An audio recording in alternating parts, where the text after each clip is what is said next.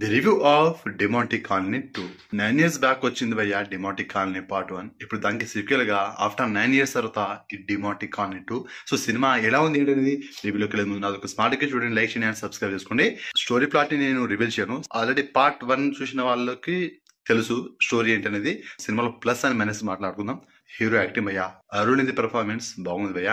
సూటిగా చెప్పేసాను భయ్య, సినిమాలో థ్రిల్లర్ మాత్రమే ఉంటది, హారర్ ఎలిమెంట్స్ మాత్రం ఎక్కువ ఉండదు. 2-3 సీన్స్ తప్ప ఎక్కువగా హారర్ ఎలిమెంట్స్ నాకు ఎక్కడ కూడా కనిపించదు. సో థ్రిల్లర్ అయితే ఉంటది, మరి ఇది మాత్రం పక్కా. సో బ్యాక్గ్రౌండ్ మ్యూజిక్ కూడా పర్వాలేదు.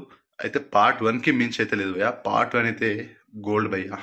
పార్ట్ 1 బాగుంటది, కానీ దానికి మించి అయితే లేదు సినిమా. ఈ దృష్టిలో పెట్టుకోండి, థ్రిల్లర్ మాత్రమే ఉంటది. హారర్ ఎలిమెంట్స్ యాడ్ చేసి ఉంటే మాత్రం ఇంకో లెవెల్ ఉండేది సినిమా.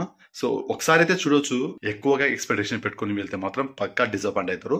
కానీ థ్రిల్లర్ మాత్రమే ఉంటది. జస్ట్ ఇలా నార్మల్ గా వెళ్ళి చూస్తే నచ్చుతుంది. సినిమాకి నా రేటింగ్ వచ్చేసి 3 stars out of 5 stars. So నాకైతే నచ్చింది, మరి పర్వాలేదు అనిపించింది.